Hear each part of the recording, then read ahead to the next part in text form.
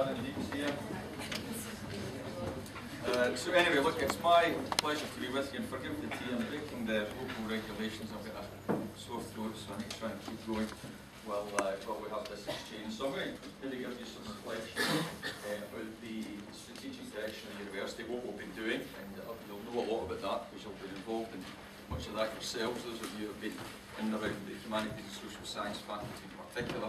So I'm going to take maybe 10-15 minutes to give you my reflections, and then around half an hour, forgive me, I'm going to have to go into do something else. I'm in the Glasgow Science Centre, and we've got a meeting tonight up this afternoon about how engaging with university. But let me do that. I'll not shortchange you in questions, so I'll be here for as long as I possibly can to answer them. What I should say, first of all, the chair and the team, this is a fantastic turnout. I won't reflect the numbers that we had last year, but we were probably, I've got to say, Chair, a little bit disappointed last year. Yes, timing wasn't on our side last year, so I think it's fair to say a lot of lessons learned, and congratulations to you and the team for getting so many of the class reps here today, and I guess there could be even more, so if you're building this momentum, that's important. Absolutely. You, Chairman David would have his own view of this, but I meet with him and the team on a regular scheduled basis. That's something that I established very quickly when I became principal.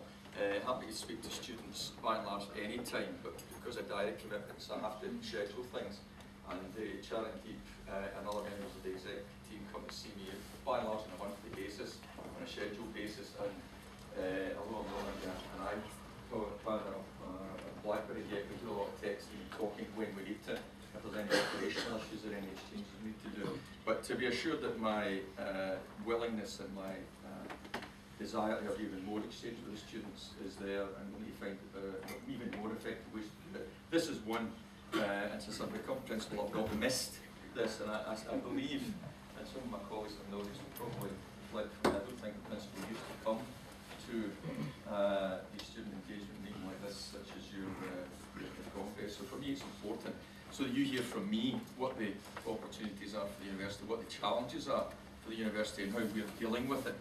Because universities these days, let me tell you, colleagues, are not able to stand still. Those that are standing still have either a challenge in strategic direction, or those that are perhaps exposed to changing policies out of the UK government and some reflecting policies in the Scottish government that they're finding it difficult to deal with.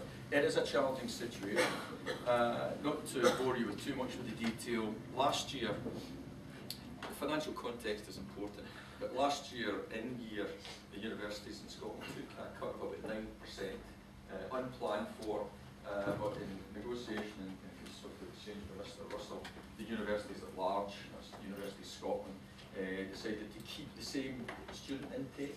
Now that was hard for us to do, but we committed to do that on the understanding that the cut that we took from the university wasn't a sustainable position. And I'm delighted to say, if you've not been watching the papers, about a month ago, Mr. Swinney announced the draft spending review, the budget that was indicating that they intended to commit to universities over the next 3 years, should it be approved by Scottish Parliament. And what they've committed to in Scotland is around 14% increase in higher education over 3 years. But of course, much of that is making up the cut that we had over the past year, and it doesn't factor in things like inflation. But by and large, in the scheme of things, it was a reasonable settlement.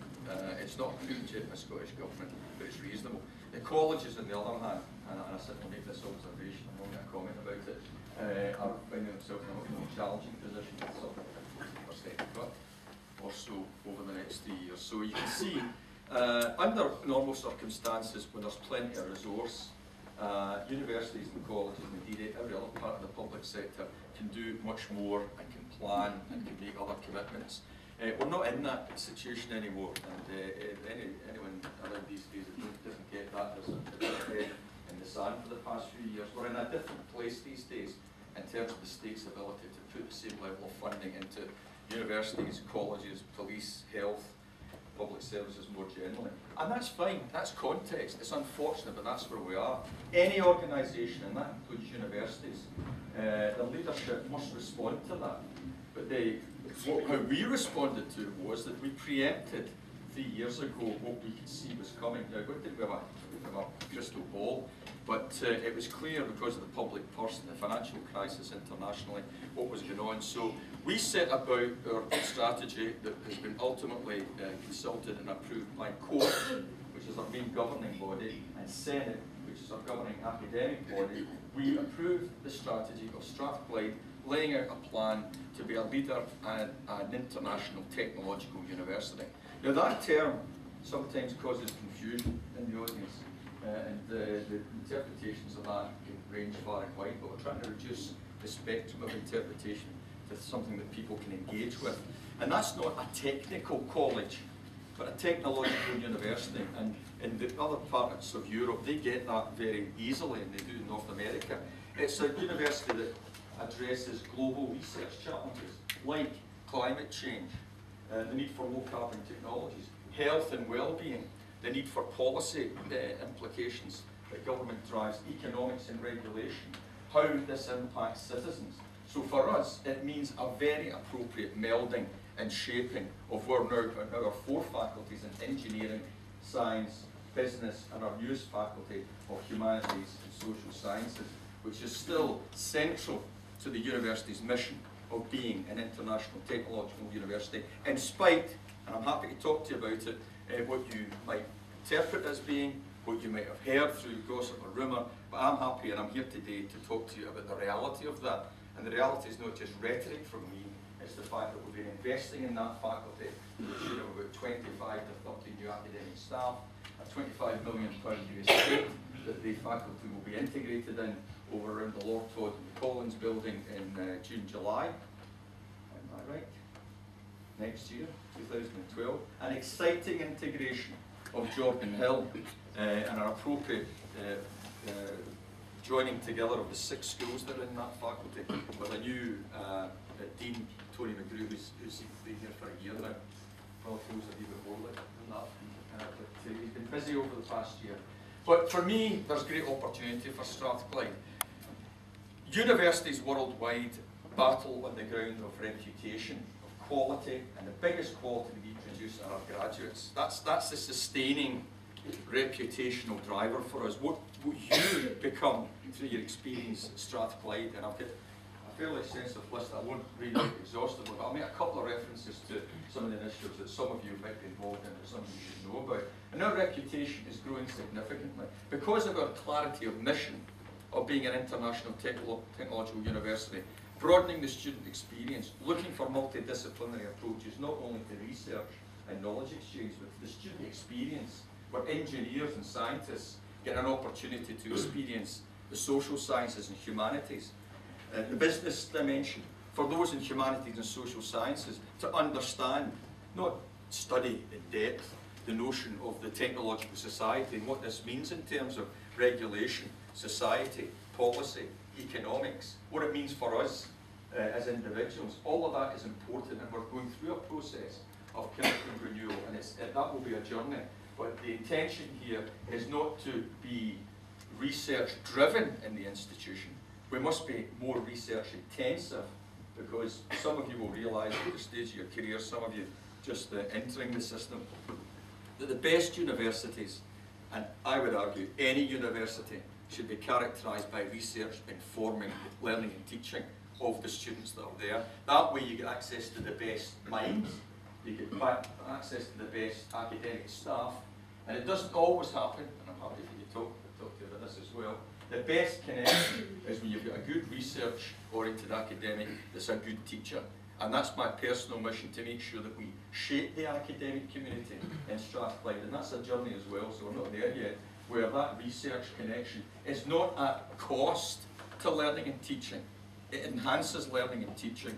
It allows the students to get greater opportunity. And through that, our engagement with the public funders, the Scottish Government, the Scottish Funding Council, but now with industry, commerce and business, that will bring more opportunity for our students through scholarships, sponsorships, internships, greater employability prospects, and last but not least, greater chance to get jobs, not just being employable, but being employed.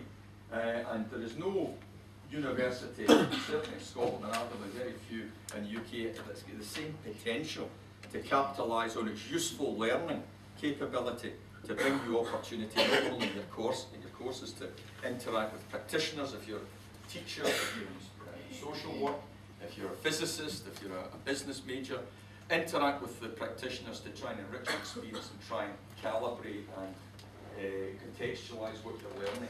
And we need to do that. I won't give you the history lesson that some of you will know. Sandvik's been an institution since 1796. We were born out of Enlightenment principles where this whole idea of useful learning was in our DNA, and it remains in the core of our philosophy as an institution. And it's no more relevant now than it was when our founder John Anderson set us up. Now, as we face a very difficult economic climate, as we face, not unprecedented, that would be overstating it, but decidedly difficult social challenges as well as economic challenges, a university such as Strathpike can have a greater impact. We will have no better impact than you guys coming out with good degrees, good experiences, and then finding employment either in research or in companies or in the public sector, and taking your learning out to impact on others. And that is a commitment from me. Sharon indeed knows that the way that our executive team is structured, apart from being principal, I have executive responsibility for research and knowledge exchange, and I've got two associate deputy principals that do the heavy lifting for me on that front. But Kenny Miller, our vice principal, has executive responsibility for learning and teaching, and he's able to support by Professor Val Belton and Professor Colin Grant. Both of them are here. See Val, where's Colin? He's up in the wings. But our executive team, you know, the eight executive team members, had a strategy session where it's lots of waves. Couple of buildings down the road because they don't spend money unnecessarily. But I've made a commitment to the executive team because I want you to know that I'm signalling this. And Sharon indeed is there and will hold me to account in our regular meetings, that I'll be more directly involved in the learning teaching strategy, the investment in infrastructure for teaching, the technologies, the way that we're going to engage with employers and potential investors. I'll be very much more obvious, Sharon indeed, in the coming months and years, and driving that forward. We have a very able team there through Kenny, Val and Colin, but I'll be very much more obvious. I've been driving it from the chair in other places, but I'm going to be more directly involved with that, and you know, I can talk about that might happen. So where are we as an institution? Well, you know about the changes. These changes have been necessary, not driven, but certainly in the context of the financial challenges that we faced.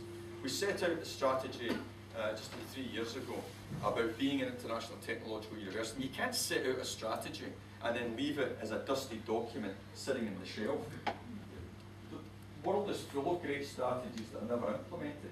This university has to move forward, accelerate its presence, not only in Scotland, but in the UK and internationally. So we set about our strategy about reviewing our teaching and learning programmes, reviewing our research portfolios, reviewing the provision of subjects that we were involved in, and did these resonate with what the mission of the institution was, and also looking at the infrastructure, and last but not least, professional services and academics working together to provide you the best possible experience we possibly can.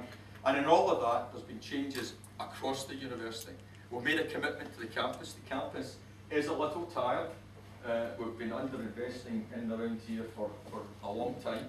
We need to improve the teaching spaces, the technologies, the library, to make sure that you get the best possible facilities you need for your own educational experience. But in the educational front, engineering has been changing and reshaping. Science has been reshaping. It's gone from, I think over the past 5 years, from about, there's no science majors here, Colin, from about 10 departments down to 5 now. In engineering? In science. So it's SIBS, physics, chemistry, maths and stats, and computing and information systems. Big changes there. In business, there's been changes there. We've had to move out of some subjects and get out of some departments because we can't sustain everything. If we are going to be the institution I've defined for you, we have to have the headroom to invest for the excellence in the academic staff and the facilities that I've talked about. And of course, last but not least, humanities and social sciences, where over the past 2.5 years, and it's been that length of journey, again, in spite of some of the misinformation that we're getting around there in terms of consultation, consideration and measurement, taken the education faculty and what was the Faculty of Law, Arts and Social Sciences and brought them together in Haas. Now, we don't go through that process and the challenge and the commitment and the ultimate investment in these areas if we don't mean to be in these areas. We're committed to Haas, just as we're committed to engineering, science and business. And again, I'm sure I'll take some questions about that. I'm happy to engage with you on that one. So, we're an investing university, but we're investing in those things that has the biggest impact for you, for our reputation, for our learning and teaching and our research portfolio, and of course, last but not least, how we engage through knowledge exchange with the external community. We are well quoted by Scottish Government in the ministerial letter of guidance that went out 4 weeks ago when Mr Swinney and through him Mr Russell informed the Scottish Funding Council what they wanted to do. We get 4 mentions, precisely 4 mentions of our institution, probably 4 more than we would have had 3 or 4 years ago in terms of what we're doing and where we seem to be making an impact.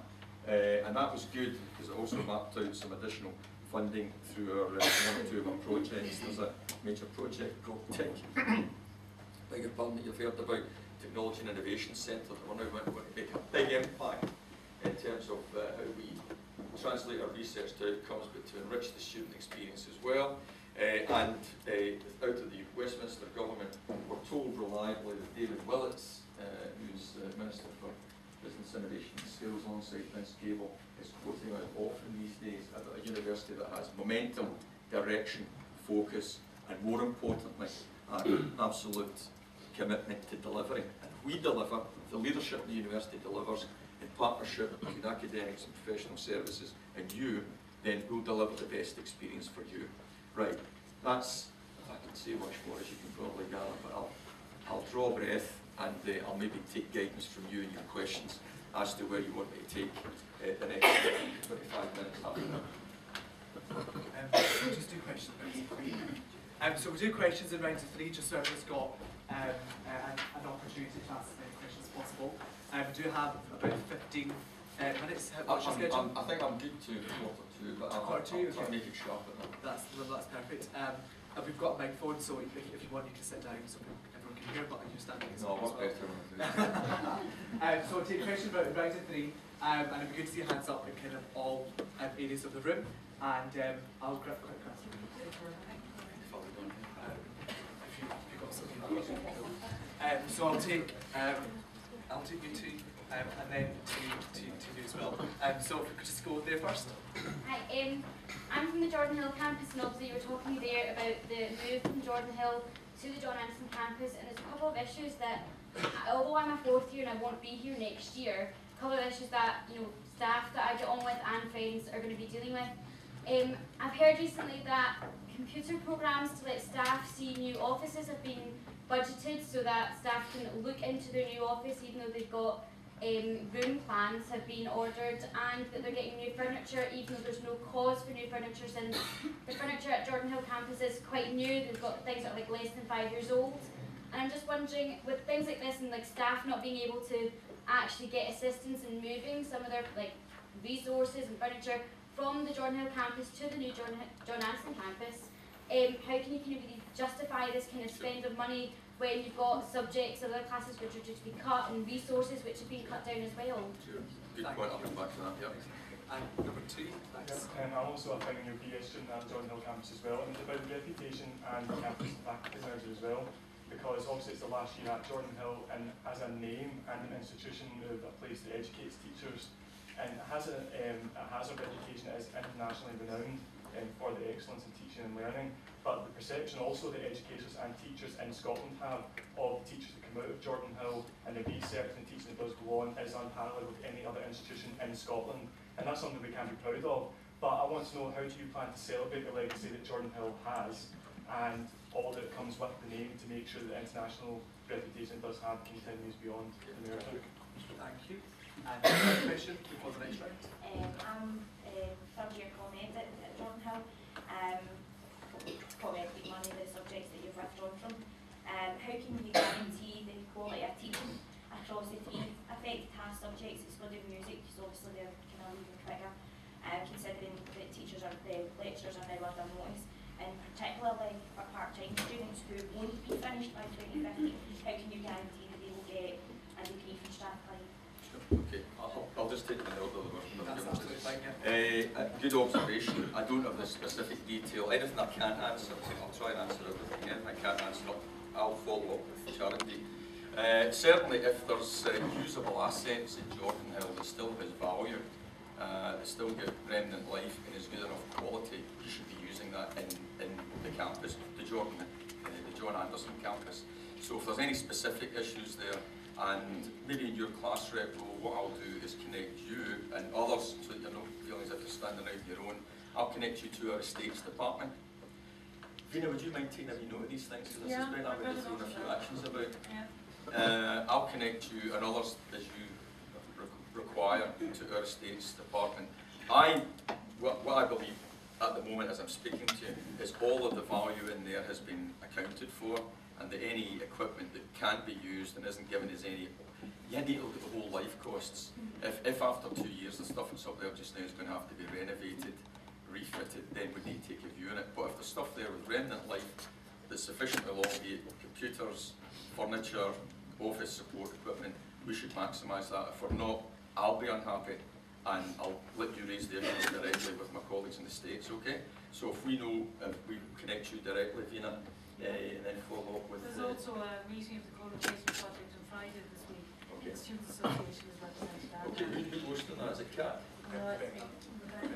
It's you? So, right, so we'll raise that specifically, but we'll give you the opportunity And to for the raise the points computer directly. program as well, I mean, I don't really know much about computer program. It's not going to be cheap to get someone to maybe do a CAD of a room and say where a desk is going to be and where shelves and etc. are going to be. It was more, that was really I mean, that is not terribly expensive. These are standard tools that architects and office layout people use. So that this whole visualization process. But staff have been given floor plans anyway to let them know that this is a meter and etc. and how big it's going to be. So do they really need to see in a computer animation what their room's going to look like? Well, don't forget the way of working that we're trying to introduce into the new space that HAS is getting into, and it's a philosophy that I want to have across all 4 faculties, is less ticky-tack boxes where everyone's in their own wee room, and more about open plan working. So the staff are understandably particularly anxious to understand what the look, feel and operational logistics would be for moving out of each and every one of their offices and moving out into an open plan space. So there's a degree of concern and worry on the staff's part. So we're trying to make sure that we're innovative, where we optimise that space to make sure there are private rooms for meetings or student counselling or whatever, and yet we still get the benefit of exchange between the staff and across the staff by having them in more open plan offices. So that's really what that visualisation is meant to do. As to Jordan Hill, absolutely right. Jordan Hill's got a fantastic reputation, but reputation's not about buildings. Reputation's about activity, people and outcomes. So I certainly want to keep the Jordan Hill brand, and it's a brand for excellence. It's got national, international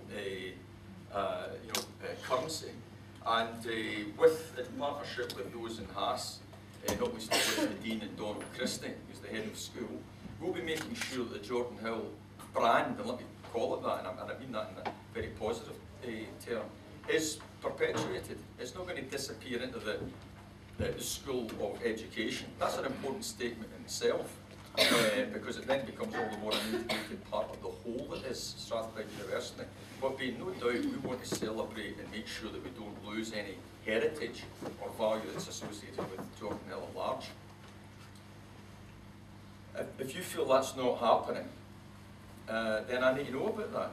But what I will do, and Athena will remind me, is I'll speak directly to Donald and Tony about that, just to give me reassurance. If I'm not reassured, then I'll go through this man, we'll find a way of getting back to him. Okay, but Jordan Hill's important to me.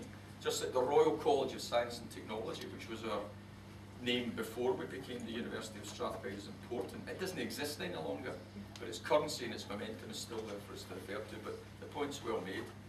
As to community education and the other 2 courses that you mentioned, these are, getting out the subjects, and we can use emotive language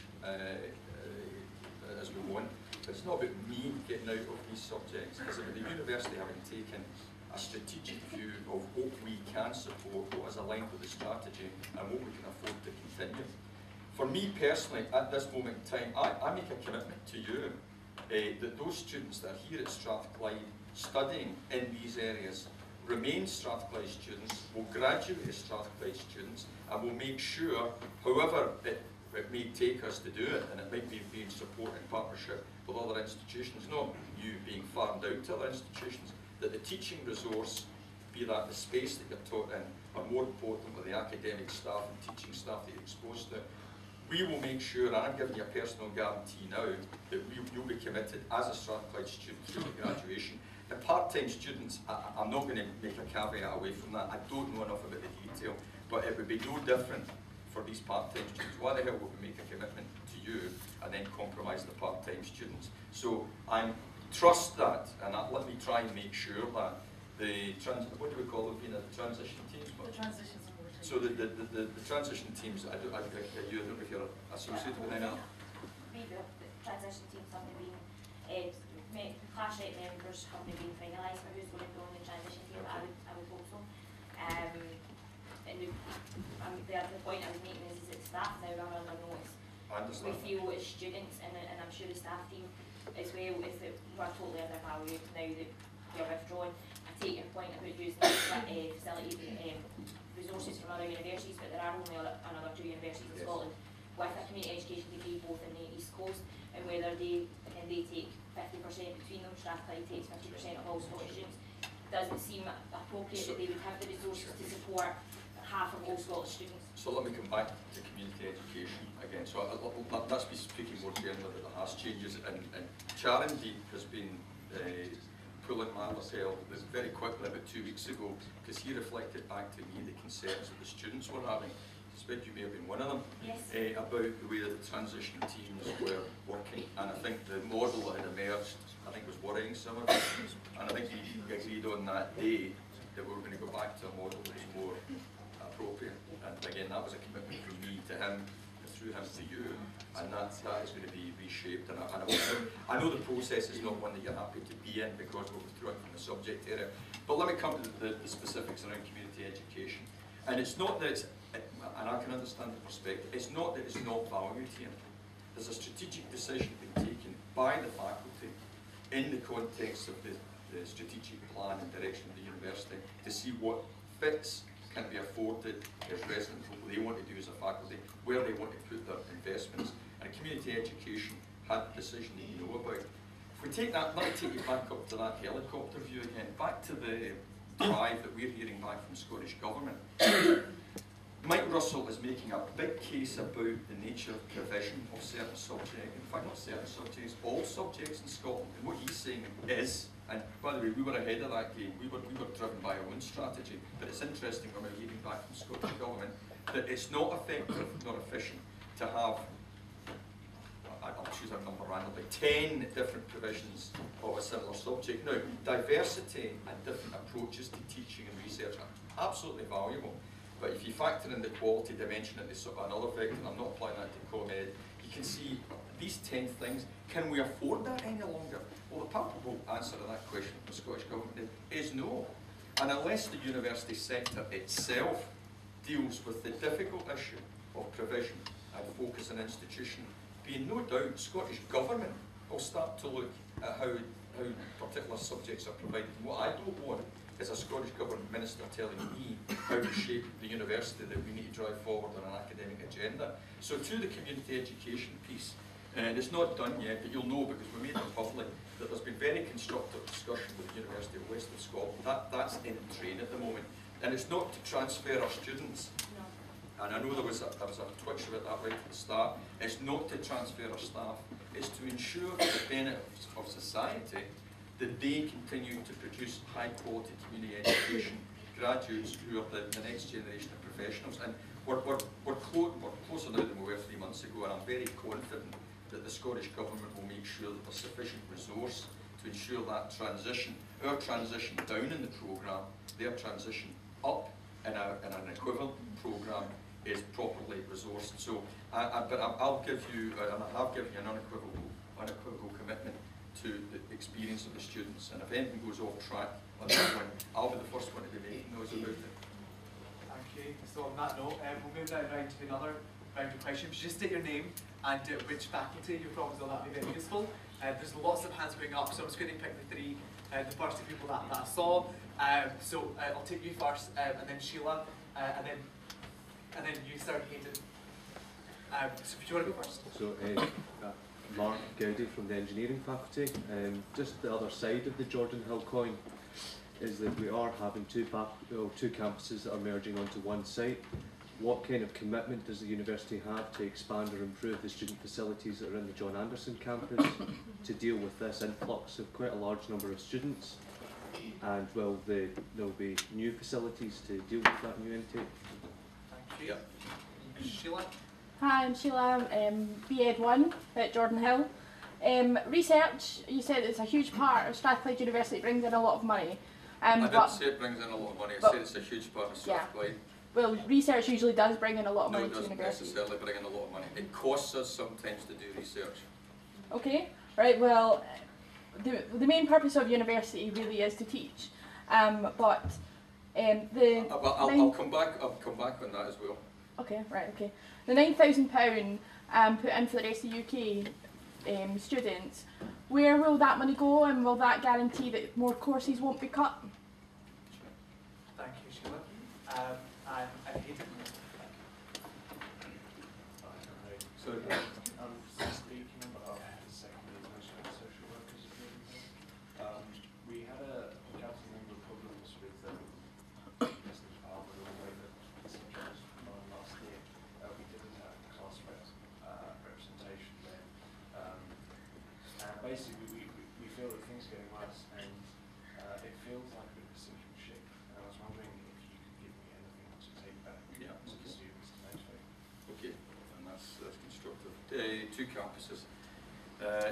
Absolutely right. You know, the argument that the simplistic way of putting it, you know, we're trying to get two pints in a pint-sized pot. Well, not quite, but it's something we have to monitor very carefully. The planning, we have a group. Co-location. Thank you very much. The co-location group is actually chaired by Tony McGrew, the Dean of Humanities and Social Sciences, to make sure, and don't forget, this is not something we're suddenly thinking about.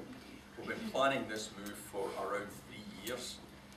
So the guarantee I can give you is that the estates function, that's the people who manage and plan the spaces, facilities management, the resources, alongside the academic community and the professional services community, have been poring over this for more than the past 3 months that the co-location group's been formed. It's been for the past 3 years. So what we are guaranteeing to the new faculty, and particularly the students and staff that are coming down from Jordan Hill, is high quality space for academics, high quality teaching space, and an absolute commitment that this is not going to disrupt the campus at large. What plans have we got to invest in student-oriented? Everything we spend money on is student-oriented, and I'll have that discussion in just 1 minute.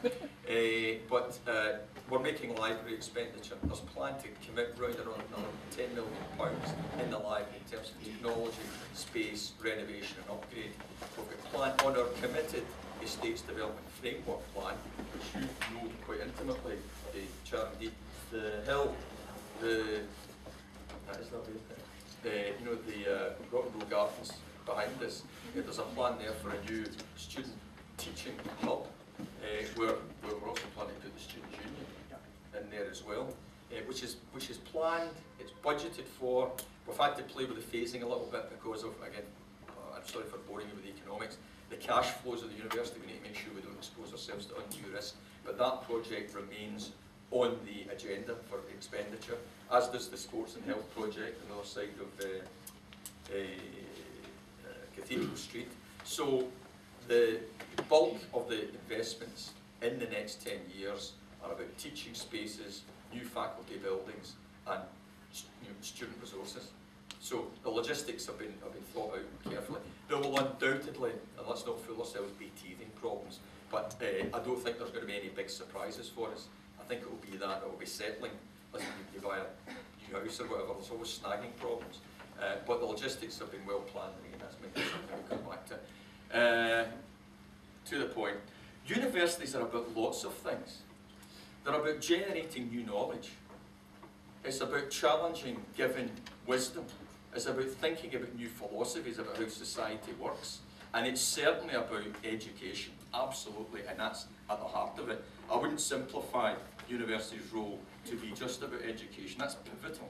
But it's about generating new knowledge, challenging independently government, industry, commerce, other academics about what is right in terms of an intellectual argument and what might change in the light of new experiences. And those experiences are driven by research.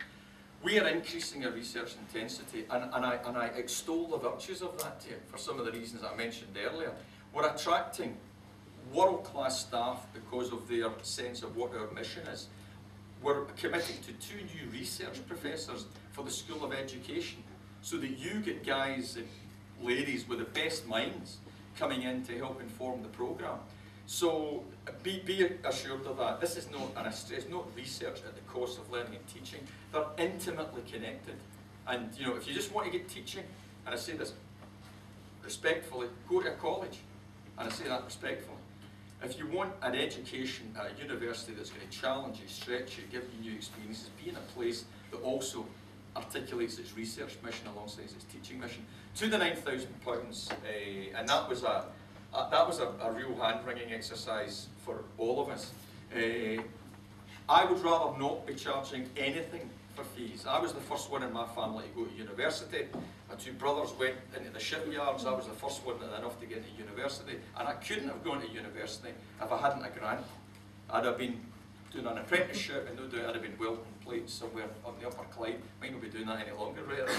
But so let's take that 9K right in the chin. Sharon Deep was all over us in this one as well, and because he sat in the business group meetings. A real emotive point. This university isn't terribly exposed to lots of rest of UK students, but we value every one of them nonetheless. It's going to be interesting. I'm sure you've maybe seen the papers that I think our institutions across the board are seeing it, according to the UCAS statistics, a 10% drop-off in applications. Now, that is a worrying scene. Some folk are trying to play that differently and say that they've only seen a 10% drop-off. For me, access, education is a vehicle to realising your potential, and us supporting students, you know, becoming employed full participants in society is fundamental to what we're doing. If this works the way we expect it to, we are going to be, Strathclyde will be no more expensive to a student from Northern Ireland. No, that's not true, sorry. Northern Ireland said its fees were just under 4,000. We're no more expensive to the bulk of students in England taking a degree in X than they would do taking it here. There will be the issue, and there is a sociological issue here about the potential impacts on student mobility. You know, and I've already heard a lot of English kids saying through the Universities UK that you know, I live in Sheffield. I'd love to have gone to Bristol. I really fancied going to Newcastle, but I can't afford it now because I mean, and you know that the fees are paid up front as such, but none. It's a loan button you take out. So that 9K was, and I don't use this as cloud cover, but it was very similar to the bulk of the research-intensive universities in Scotland. We know that Edinburgh and St Andrews took a particular position, but what we've tried to do is make our costs no more than the bulk of our equivalent universities down south. And what we have done is make as big a commitment we can at this stage to bursaries, to student support, to make sure those students with the most difficult financial circumstances get an opportunity to come to Strathclyde if they so wish. But it's, if I could wave a magic wand, I would not have the fees. But you understand, a policy driver out of the Westminster government has had to be mirrored to some extent through the Scottish Funding Council, advised by the Scottish Government. But the Scottish students, the domiciled students, don't pay fees here. But it's correct, and I understand your concern for that. But we will be making sure that any students that want to come here, those that require and do have the means to come here, we'll do our level best to support them. There you are. Social work. We've got a fantastic social work history. You know it used to be the combined Glasgow School of Social Work between Glasgow University and Strathclyde. And in many ways, and I say this again, Cecilia, I regret the fact that it's no longer a joint institutional programme, because I thought that was great, but the take-on and the leadership from Andy Kendrick in particular, who was the head of the Glasgow School of Social Work, is now the head of the Applied Social Sciences School. He, and again, none of these are excuses, he's had his hands full for the past year through restructuring and reprofiling. But be assured by me that my commitment through Tony McGrew and Andy to what's going on in the social group is clear, and the feedback I get from the external agencies, not least of which the government departments, appreciate the quality of the student and the focus and the professionalism of what we produce, gives us all the more fuel to make sure we continue to support that. So if there's anything particular you want to raise with me, do it. But my strong advice is raise it with Andy directly. And my impression of Andy is he's a very responsive individual. And if there's anything that's not on track, I think he'll do his level best to support it. However, if that isn't the case, then get to me. Okay, that's what Right, we'll take another 3. Yes, we'll take a quick round. And it can, no issues, never too big or too small. So we've got, so take yourself, I'm just going to take the first 3 that went up, I'm really sorry. Yourself sort over here, and then yourself there. I'd throw him in, he's put his hand up every bloody time. Fine, you can go. Chris, you get in last. Right, okay, so if you just do it in that order, so yourself first. Yeah, just wondering about recycling programs and waste management in general throughout campus. I find them less than stellar. I'm from Canada. I've only been here a month. Yeah. That's a nice and concise question. Actually, take your 20 minutes to answer. And then yourself sort over here, Lewis. I'm Lewis Campbell, doing international management postgraduate. I graduated last year with an ID with a 2-2, and I was looking to do postgrad, but I was concerned with my 2-2 whether I'd get or not. But I was told by one of my lecturers last year, when I went to see him during the summer to discuss my options, he basically said it doesn't matter if you're going to pay it to take you in. And I've only been there for, I think, 4 weeks now, 5 maybe. And it's become quite clear from my own experience and just talking to my peers that there's a lot of students there from other institutions. Well, I'm no longer from Strathclyde, I'm from the UK. But from other institutions who the standard is the same as Strathclyde, and they're not meeting the standard currently that's expected in the course. And it seems that it's having a negative effect on me. And I'm wondering if it seems, I've just formed this quick opinion, maybe prematurely, that it's a money-making exercise for the business school, rather than actually providing that's pointed, but it's frank. I'll try and respond to that. I suspect I'm going to have to take some of that out of here, but I'll respond right away. Yeah. Sorry. I'm Daniel Steinert, studying MBA in Hospitality Management. Just a concern that when I first applied 2 years ago, I found out through the student cuts and all the information on the changes through Facebook groups, which worries me that that I didn't have any information on the changes going on, and without it being either through an email through the Strathclyde email from the associations or anything. So I'm just wondering if it's going to be made more clear what's actually going on throughout the university. Absolutely fair point. I've got a lot of sympathy for that. I'll come back to that as well. And Chris, there you go. So basically, based on the World International and the vision for Strathclyde University, how are we making the home student experience more international? Whether that's through exchanges, I know a lot of courses already offer exchanges, but what about students who can't access these exchanges, whether it isn't relevant to a course or that isn't available on the course, or whether circumstances don't allow them to, or it would be very difficult to go on, say, for example, a 6 months exchange. Also, how we're making it international at home, so integrating international. That's a good point. Right, recycling and waste management. You probably know I'm an electrical engineer with a major in energy, and the estates management facilities staff get a lot of my concerns about us being walking the talk as well as talking the talk. In an estate like this, which is in some cases close to being unfit for the vision that we have. That's why we're spending so much in the estate. Sustainability, lowering the carbon footprint, some of which comes at a cost of actually reducing the physical space, absolutely key. Let me give you an example, or a couple of examples. And by the way, so for the ones that doubt, I agree with you. So no no smoking mirrors. I agree with you. We've actually recently appointed an energy management manager in the estates department who's trying to, going to be looking at energy use, going to be looking at smart ways to recycle, to get some feedback from. I mean, guys, I mean, you play a big part on this campus. How you study, how you live on campus, if you're either domiciled here or indeed how you live at home. I guess you're student residences. Yeah, I'm in Berkeley. Yeah, so we need to think about how we do that and get some of the, the energy from the students to get it right. We haven't got it right yet. We've got the intention. We're starting to put people in place that know how to do this. But I should also tell you there is European legislation, which means it's going to be non-optional. So there's a carbon reduction commitment, which is a legislative lever to hit us over the head with correctly, us and every other large public organisation as well as increasingly private organisation. There we heard Osborne was getting a doing last night from some of the Liberal Democrats saying this green agenda. Osborne's the Chancellor of the Exchequer. He was saying this green commitment, this low carbon technology is holding business back. We should maybe get rid of it. There was a quick response from his local government ministers, but we're not going to have to say we'd like to do it. We're going to have to do it, or else there are going to be penalties that will be placed on the university. So we have a plan. We have a carbon management plan. Go onto the website, tick, click on the states, have a look at the carbon management plan, and if there's not enough in there on waste management and recycling, email to the States Department, copy me in. I'm sorry, it's Sharon Depot here. It's the guys that take care of the facilities management in the space. But I agree with you. The International Management Programme.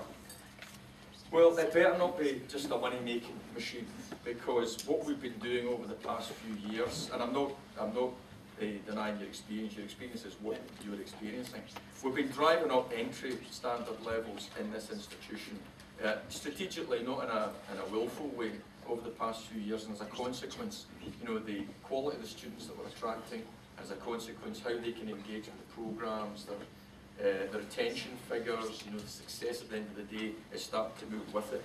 Our business school, by the way, came out, I'll get this wrong, but I'll use it's either 72nd or 79th. I'll say 72nd.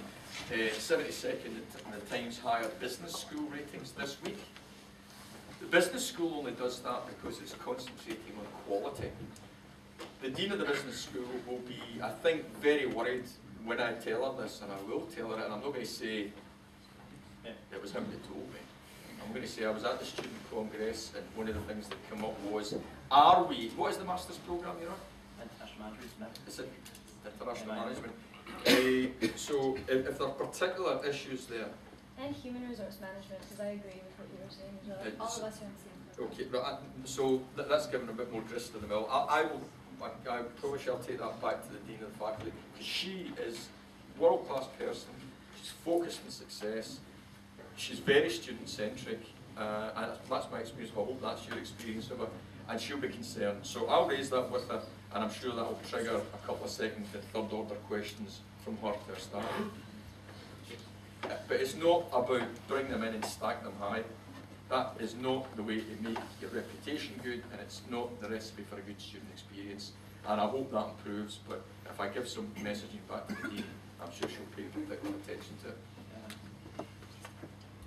Hospitality management. I can only share your concerns about the communications, and it's something that we're trying hard to get right, but we've not got right yet.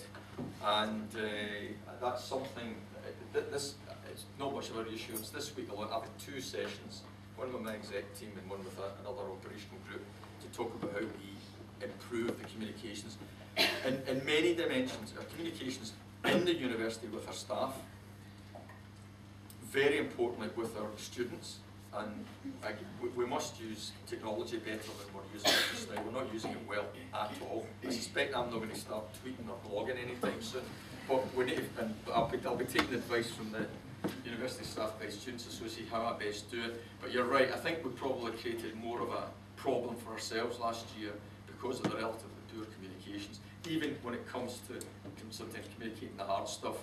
And in that vacuum, worry comes, misinformation flourishes, and you know, that ignorance of what's going on is half the problem. Now, even if it's hard stuff, you know the hard stuff, you can start responding to it. So, hands up, no excuses, we're not good enough, we need to get better, and it's on the agenda. Internationalisation, well, what does that mean? And we keep on asking ourselves that. It's easy to say, but sometimes, you're all too young, W.C. Fields, he was a black and white movie comic back in the 30s and 40s, and you know, internationalisation, a bit like an elephant, you know, difficult to describe, but you'll know when you see it. But internationalisation, we've had a lot of activity around it. Well, the university is an international university, so full stop. We are international, so there are lots of international activities, international partners, be that research, student exchange, research partners, you know, other academic exchanges.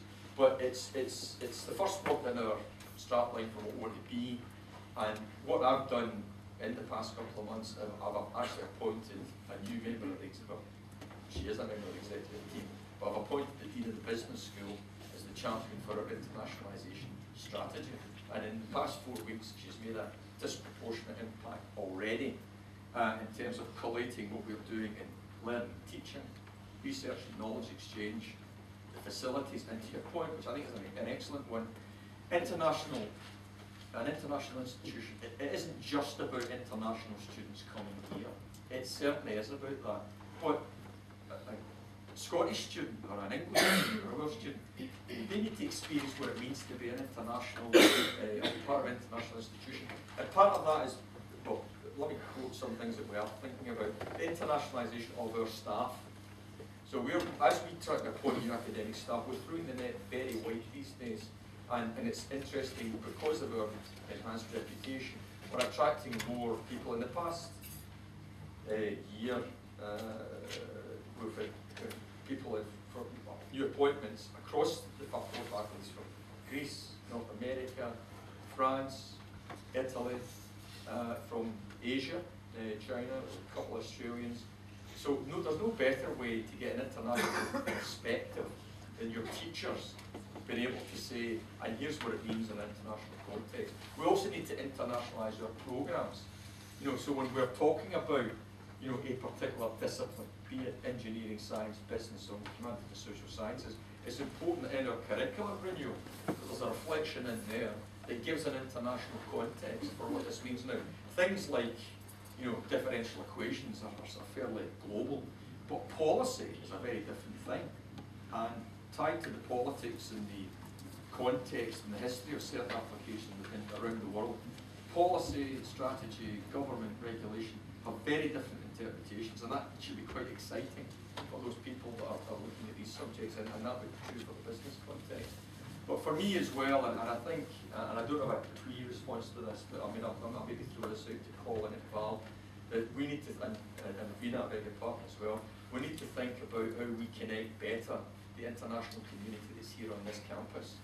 And a couple of, Charlie, I don't know if you were there. You were there.